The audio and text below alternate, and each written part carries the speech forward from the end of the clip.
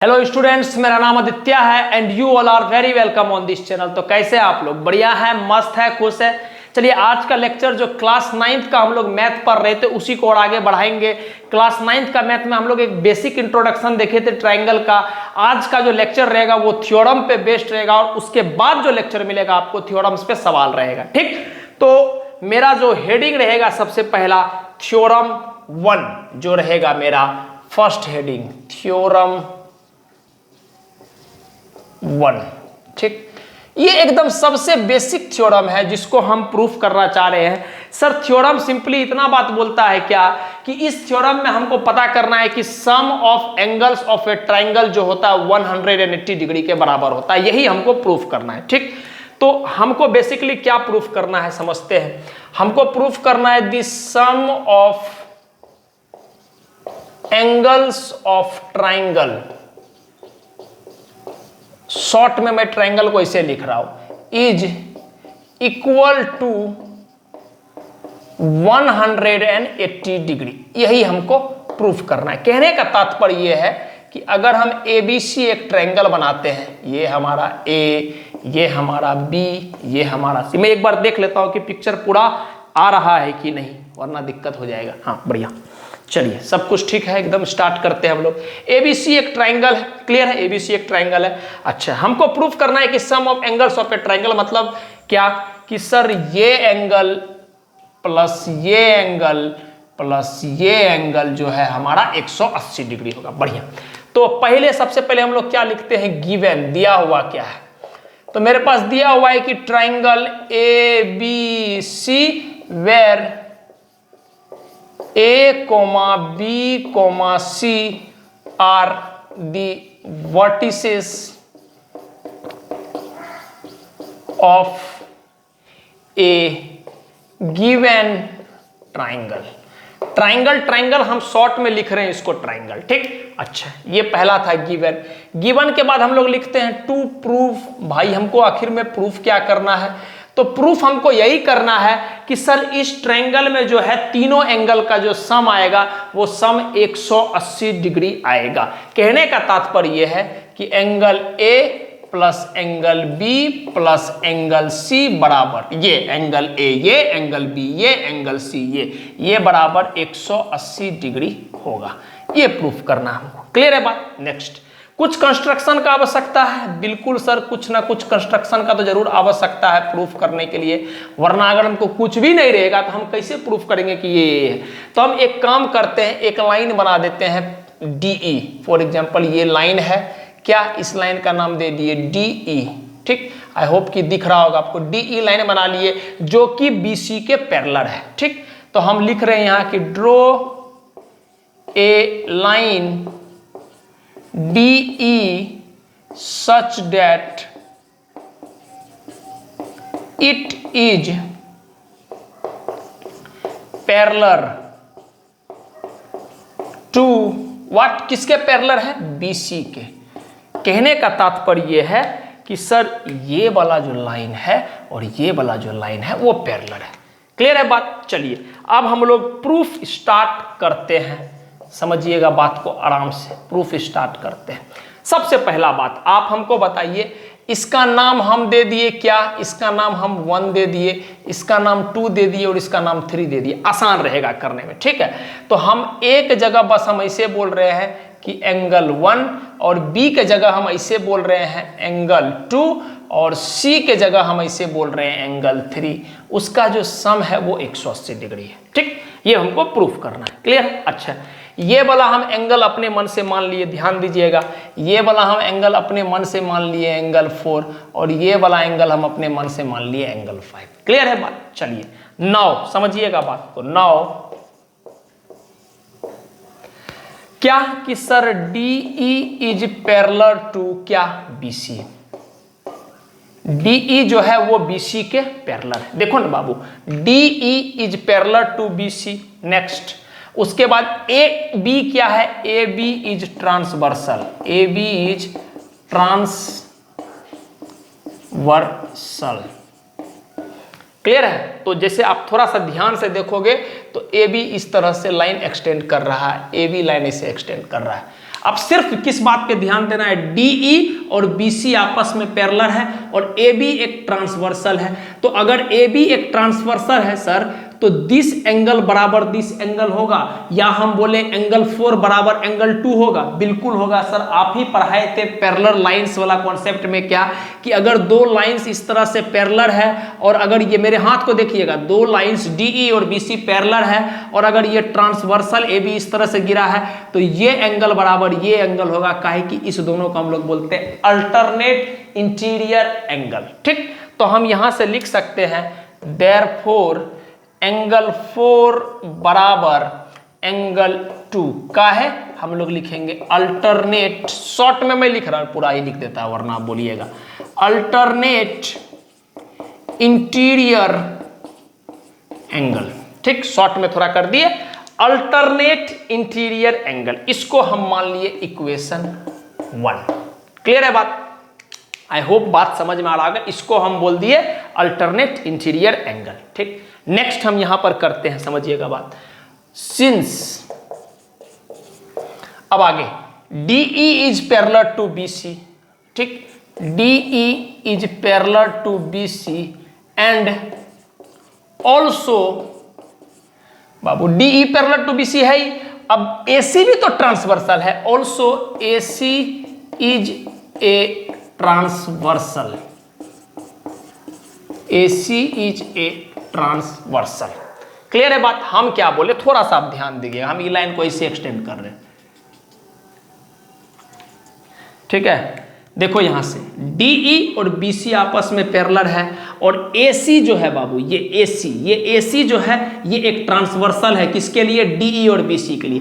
तो वापस से बोलिए दिस एंगल बराबर दिस एंगल होगा, अगर ये ट्रांसवर्सल है तो दिस एंगल बराबर दिस एंगल होगा। बिल्कुल सर, काहे कि इस दोनों को जैसे इसको और इसको बोल रहे थे, सिमिलरली इसको हम लोग क्या बोलेंगे, अल्टरनेट इंटीरियर एंगल। क्लियर है? तो हम यहां से लिख सकते हैं फिर से, देयरफॉर एंगल 5 बराबर, ध्यान से देखिएगा, देयरफॉर एंगल 5 बराबर एंगल 3। ठीक, इसको भी वही बात बोलेंगे, अल्टरनेट इंटीरियर एंगल। तो हम चाहते हैं इतना बात को आप पहले नोट डाउन करें, फिर इसके आगे हम कंटिन्यू करेंगे, काहे कि हमारे पास स्पेस की कमी है। तो आई होप कि आप नोट डाउन कर लिए होंगे। ठीक है, हम ये मिटा रहे हैं, ऊपर से थोड़ा सा मिटा रहे हैं। ठीक, काहे कि हमारे पास थोड़ा सा स्पेस का कमी है, इस वजह से हम इस चीज को मिटा रहे हैं। नेक्स्ट,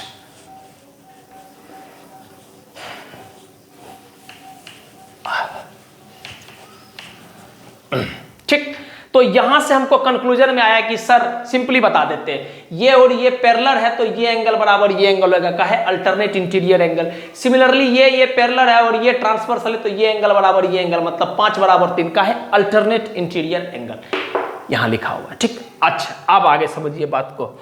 ऑल्सो एक बात को समझिएगा, नाउ यहां तक हम जब लिख लेंगे, इसके बाद नाउ it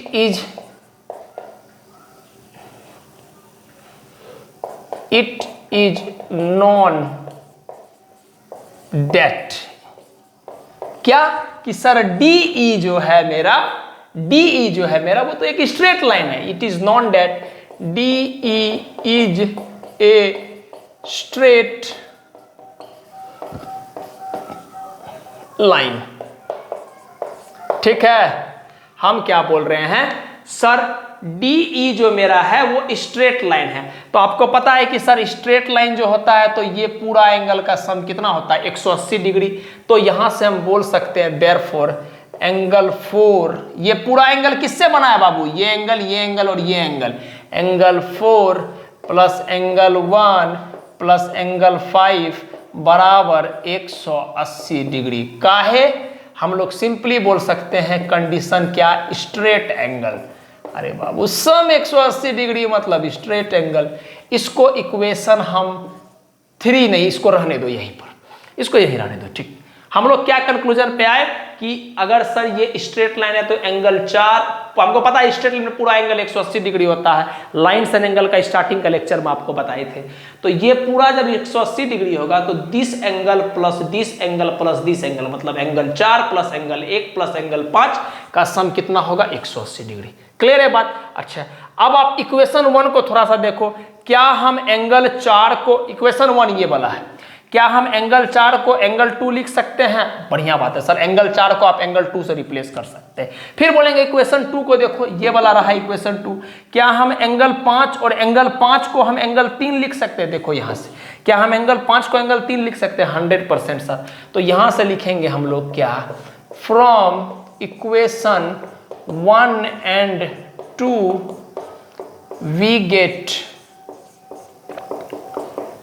क्या सर, इक्वेशन 1 एंड 2 से हम क्या बोल सकते हैं, इक्वेशन 1 से एंगल 4 बराबर एंगल 2, तो उसको लिख रहे हैं एंगल 4 को एंगल 2 लिखे, एंगल 1 को वैसे ही रहने दो। चलो एंगल 5 पर आओ सर, इक्वेशन 2 में देखोगे कि एंगल 5 और एंगल 3 आपस में बराबर है, condition alternate interior angle, angle 5 बराबर एंगल 3, तो एंगल 5 की जगह हम क्या लिखेंगे, एंगल 3, और ये तीनों का सम जो होगा वो कितना होगा 180 डिग्री। तो अब बस हम थोड़ा सा सीधा करके इसको लिख देते हैं, समझिएगा बात को, थोड़ा सा बस हम सीधा करके इसको लिख दे रहे हैं क्या, कि सर ये जो लिख रहे हैं इसको बस तरीका से लिख दे रहे हैं, angle 1 plus angle 2 plus angle 3 बराबर 180 डिग्री। और आप अपना नोट्स में देखिएगा, क्या हमको यही प्रूफ करना था? बिल्कुल सर, यही तो है sum of interior angles of a triangle. तो ये तीनों क्या है, एंगल 1 एंगल 2 प्लस एंगल 3 बराबर 180 डिग्री, यही हमको प्रूफ करना था। तो आई होप कि आपको पॉइंट अच्छे तरह से समझ में आया होगा। प्लीज आप नोट डाउन कर लीजिए। अब हमारा जो दूसरा थ्योरम है वो है हमारा थ्योरम का नाम एक्सटीरियर एंगल थ्योरम। हम सबसे पहले आपको एक बेसिक डेफिनेशन लिखाएंगे कि सर एक्सटीरियर एंगल थ्योरम क्या होता है, उस डेफिनेशन के तहत आपको फील करा देंगे एग्जैक्टली कि एक्सटीरियर एंगल थ्योरम क्या होता है और कैसे अपने को सवाल में इंप्लीमेंट करना है। क्या कि थ्योरम सवाल जो है, जो भी थ्योरम का प्रूफ है वो आपके एक्सक्यूज मी आपके एग्जाम में पूछ के हो सकता है, खत्म हो जाएगा बात, लेकिन एक्सटीरियर एंगल थ्योरम का जब तक आप पढ़ाई करोगे पक्का है कि आपको कहीं ना कहीं यूज आएगा। ठीक, तो आप ध्यान से समझिएगा बात को। नेक्स्ट हमारा जो है थ्योरम 2, इसका नाम है प्यारा सा exterior angle theorem. Exterior angle theorem, बढ़िया। ये पहले इसका एक बेसिक डेफिनेशन लिखते हैं, फिर हम आगे बढ़ेंगे इसको चीज को लेके। सबसे पहला, if A sides of a triangle, short में हम लिखते हैं इसको triangle, if A side of a triangle is produced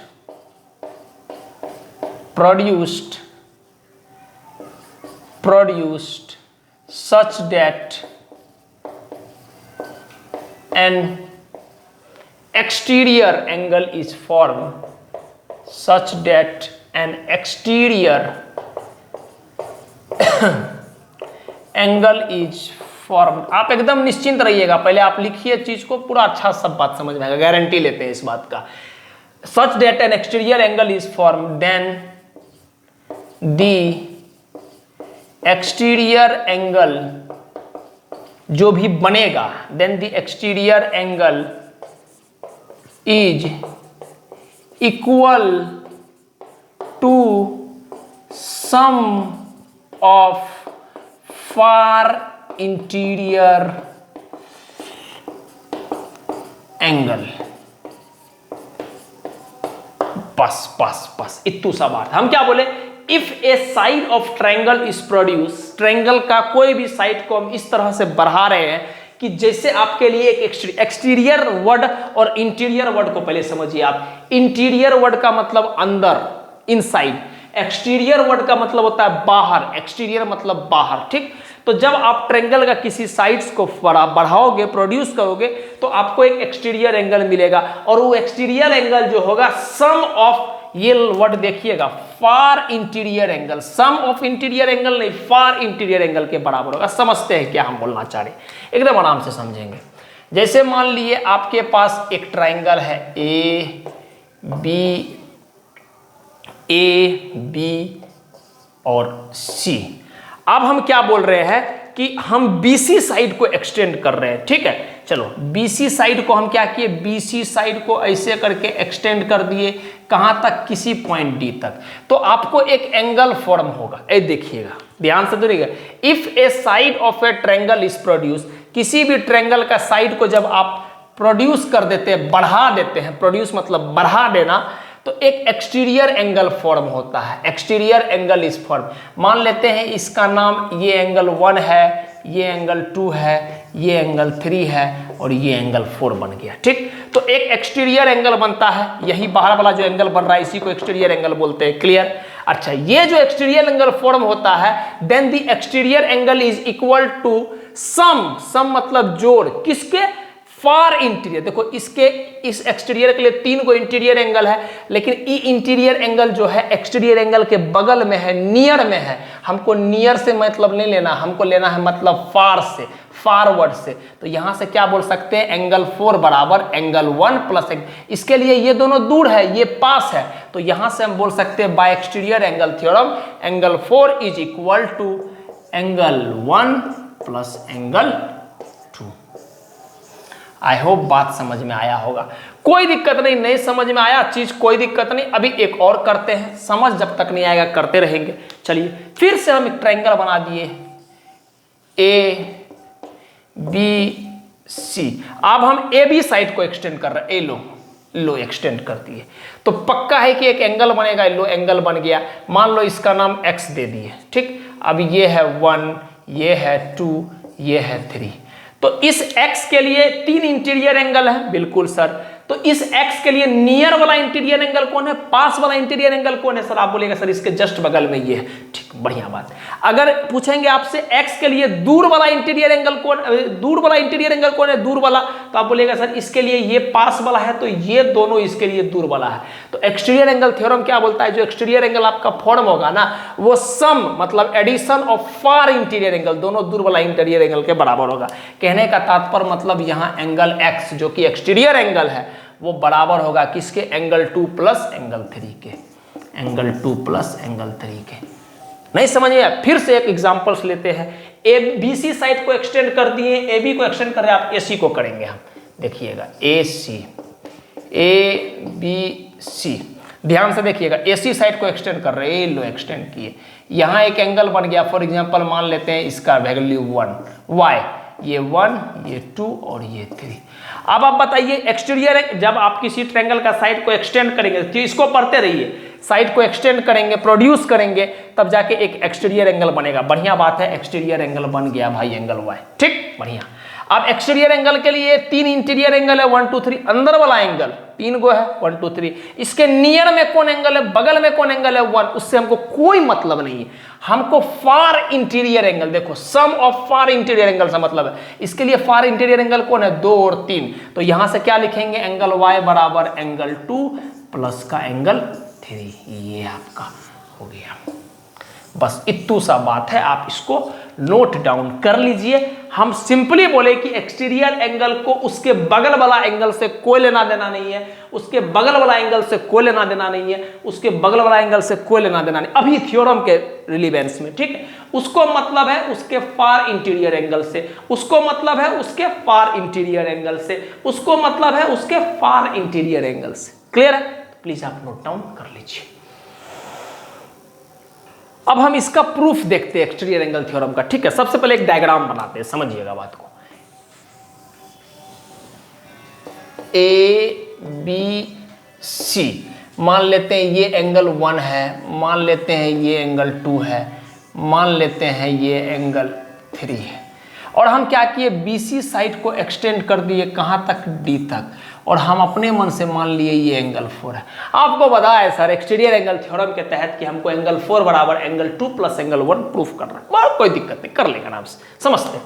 सबसे पहले जो प्रोसेस है उसको फुलफिल करते हैं। गिवन क्या क्या दिया हुआ है भाई, हमको एक ट्रायंगल दिया हुआ है ABC, ठीक, एक ट्रायंगल दिया हुआ A B C and the sides of triangle, the side, कौन सा side, B C, the side B C is produced या एक्सटेंडेड, प्रोड्यूस या फिर एक्सटेंडेड, बढ़ाया गया है, produce to D and form angle 4। बस क्या हम बोले कि अपने पास एबीसी एक ट्रायंगल दिया हुआ है, अच्छा, and the side BC, triangle का बीसी साइड को प्रोड्यूस किया गया कहां तक, प्रोड्यूस टू डी, 4 नहीं, produce to D and form angle 4, produce किया गया उसको डी तक और एंगल 4 बना है। ठीक,